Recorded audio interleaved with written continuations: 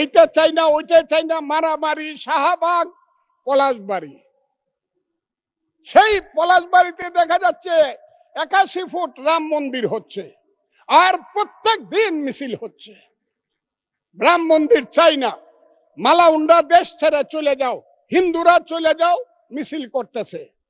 তাদের পোশাকটা দেখলেই বুঝি আমি তারা কারা। সেই পোশাকি লোকজনের সংখ্যা এখন বেড়ে গেছে, এমন বাড়ছে যে তারা পৃথিবীর কোন সভ্যতা, সংস্কৃতি, কোনো কিছু শুনতে চায় না, কোনো কথা শুনতে চায় না।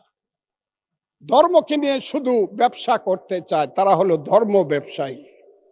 সেই সব লোকজন আজকে ওখানে যাচ্ছে, মারামারি করছে। আমি সরকারকে বলবো, স্বরাষ্ট্রমন্ত্রী আছেন, যদি মনে করেন মন্দির ওখানে করা ঠিক না বা রাম মূর্তি করা ঠিক না, বন্ধ করে দেন, একদম কঠিন ভাবে দেন, না এই দেশে কোনো মন্দির টন্দির বা মূর্তি করা যাবে না। কিন্তু আমি মনে করি ওই 100 না 300 ফুট মূর্তি বানাক, আমি মুসলমান, আমার কি আইলো গেল, আমি তো ওদের দিকে তাকাই না। আমি প্রয়োজনে 25 তলা মসজিদ করব, অসুবিধা কি? ওর মন্দিরে নামাজ করবে, পূজা করবে, আমি আমার মসজিদে নামাজ পড়বো, অসুবিধা কি? একসাথে কি আমরা থাকবো না? ওরা কি 9% মানুষ, 1.5 কোটি মানুষ, ওরা কি থাকবে না? এই দেশের এদের দেশ। 14 পুরুষ আগে তো এদেরই দেশ ছিল। এটা 1204 খ্রিস্টাব্দের আগে এইখানে হিন্দু এবং বৌদ্ধদের দেশ ছিল। আমরা তো এইখানে কিভাবে আসছি?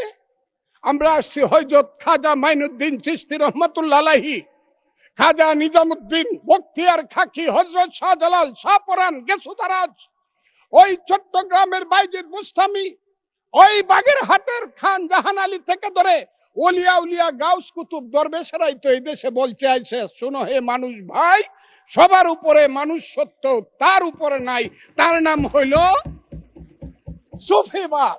সেই সুফিবাদকে তো তারা মানে না, তারা তো মাজার ভাঙ্গে ফেলতে চায়, তারা তো আগুন দিয়া পুড়িয়ে দিতে চায়।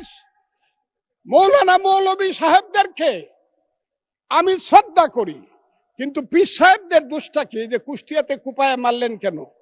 ফরিদপুরে আগুন জ্বালায় মারলেন কেন? শাহজালালের মাজার ভাঙ্গার জন্য আমার এক ভাই 4 কোটি টাকা ঘোষণা করে কেন?